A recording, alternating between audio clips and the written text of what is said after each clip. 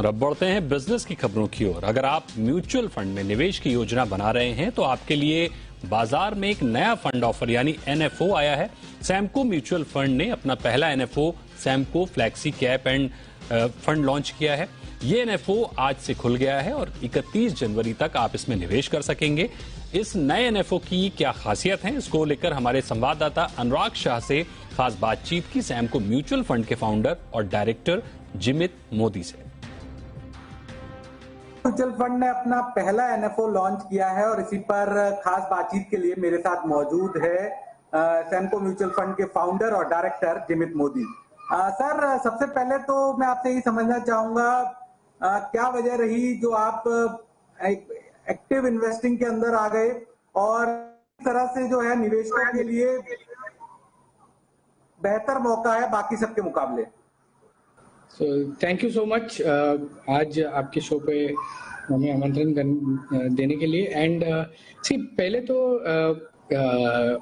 आपका पहला सवाल था कि हम क्यों एक्टिव फंड मैनेजमेंट कर रहे हैं। तो एज एन एएमसी हम ये मानते हैं कि दुनिया में दो तरीके हैं पैसा बनाने के।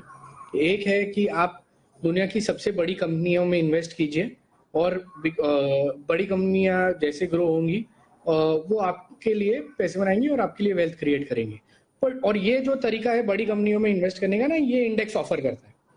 हमारा जो थॉट प्रोसेस है कि एक दूसरा तरीका है जो पैसा बनाने का, वो आप केवल सबसे बेस्ट यानी बेहतरीन कंपनियों में इन्वेस्ट कीजिए और केवल बड़ी नहीं, सिर्फ बेहतरीन और बड़ी कंपनियों में काफी बड़ा फर्क है। तो हम as an active fund manager चाहते हैं कि हमारी एक इन्वेस्टमेंट प्रोसेस है स्ट्रेस टेस्टेड इन्वेस्टिंग करके, जिसमें हम केवल दुनिया के 125 स्टॉक्स में से इन्वेस्टमेंट करेंगे। 40 एक इंडियन कंपनी है, 85 और ग्लोबल कंपनी है, सिर्फ इन कंपनी में से ही हम निवेश करेंगे। तो एज एन इन्वेस्टर आइडिया ये है कि हम एक्टिवली ये 125 कंपनी में से 25 टॉप कंपनी में इन्वेस्ट करेंगे और इन्वेस्टर्स को एक ये बेस्ट कंपनियों का एक्सपोजर मिलेगा। और रही बात दूसरे कंपनियों के फर्क में, हम कैसे दूसरे फ्लेक्सी कैप फंड से डिफरेंट है, तो जो सबसे पहला बड़ा डिफरेंस वो है कि जो फंड का कॉम्पोजिशन है वो तकरीबन 65% इंडियन इक्विटी, 35% ग्लोबल इक्विटी रहेगा। तो हम 35% पैसा ग्लोबल कंपनियों में इन्वेस्ट करेंगे और ये हाई ग्रोथ कंपनीज होंगी। सो एक हाई ग्रोथ स्ट्रेटजी है जिसमें इन्वेस्टमेंट होगा। Secondly, we will have a strict portfolio of 25 odd stocks, यानी 25 स्टॉक में इन्वेस्टमेंट्स होगी। अनलाइक अदर फंड्स जहाँ पे 50 स्टॉक, 60 स्टॉक, 70 स्टॉक पोर्टफोलियो होते हैं।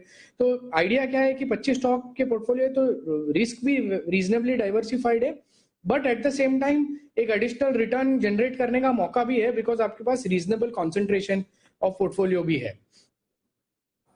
सर, आपने जो स्ट्रेस टेस्टेड इन्वेस्टमेंट की बात करी, तो ये आपकी फिलोसॉफी अक्रॉस द इन्वेस्टमेंट रहेगी पूरी तरह से, और ये आप एक दावा कर रहे हैं कि ये जो है निवेशक के लिए सबसे बेहतर आप एक विकल्प दे रहे हैं कि स्ट्रेस टेस्टेड इन्वेस्टमेंट, तो जहां पर रिस्क काफी कम होगी। करेक्ट। सो ये जो हमारा म्यूचुअल फंड है वो एज यू राइटली सेड, हम सारी की सारी स्कीम्स में ये प्रोसेस अप्लाई करेंगे जो स्ट्रेस टेस्टिंग इन्वेस्टिंग का प्रोसेस है।